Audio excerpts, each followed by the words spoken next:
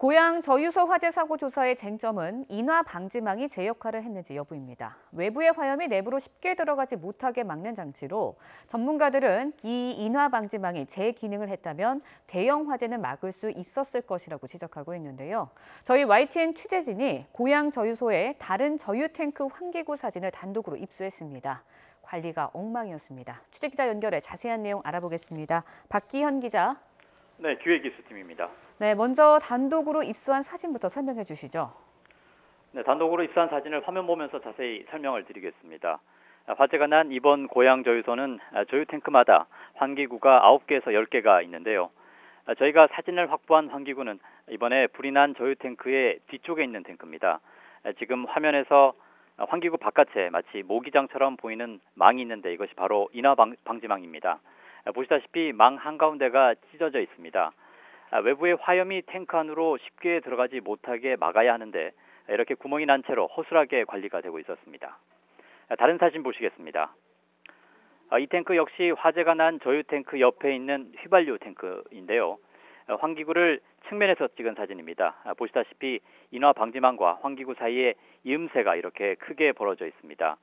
방지망이 환기구를 제대로 감싸고 있지 않아서 외부의 화염이 쉽게 들어갈 우려가 있습니다. 또 다른 탱크의 환기구를 보시겠습니다. 화재가 난 저유 탱크를 중심으로 앞서 보여드린 휘발유 탱크와는 반대편에 있는 탱크의 환기구인데요.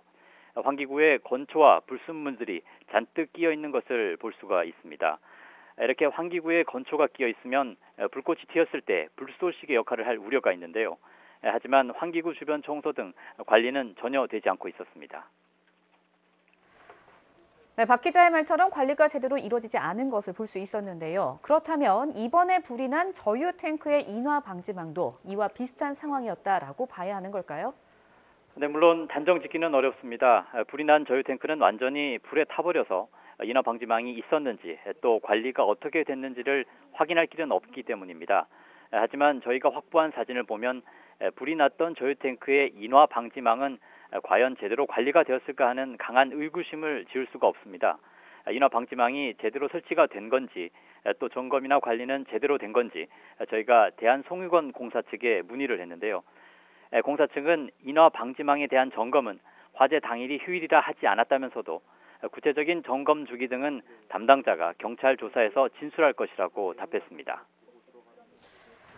네, 그런데 의문이 드는 부분이 하나 있습니다. 혹시 인화 방지망이 이번 화재 때문에 손상이 된 거는 아닐까요?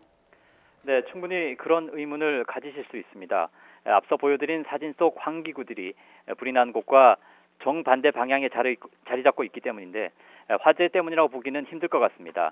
말씀드린 대로 불이 난 곳과 정반대 방향이었기 때문에 폭발과는 연관성이 떨어지지 않았을까라는 추측이 가능합니다. 또 건초가 끼어 있는 환기구의 경우에 추석 전 깎은 풀을 제대로 치우지 않았기 때문이라는 진술을 경찰이 확보했습니다. 경찰도 송유관 공사가 인화 방지망을 제대로 관리하지 않고 건초를 제대로 치우지 않아 화재가 발생했을 가능성을 수사하고 있는데요. 무엇보다 다른 저유 탱크의 환기구들도 여전히 이렇게 부실하게 관리가 되고 있다는 건 추가 화재 위험이 있다는 뜻이어서 무엇보다 기선이 시급해 보입니다. 지금까지 기획이슈팀에서 YTN 박기현입니다.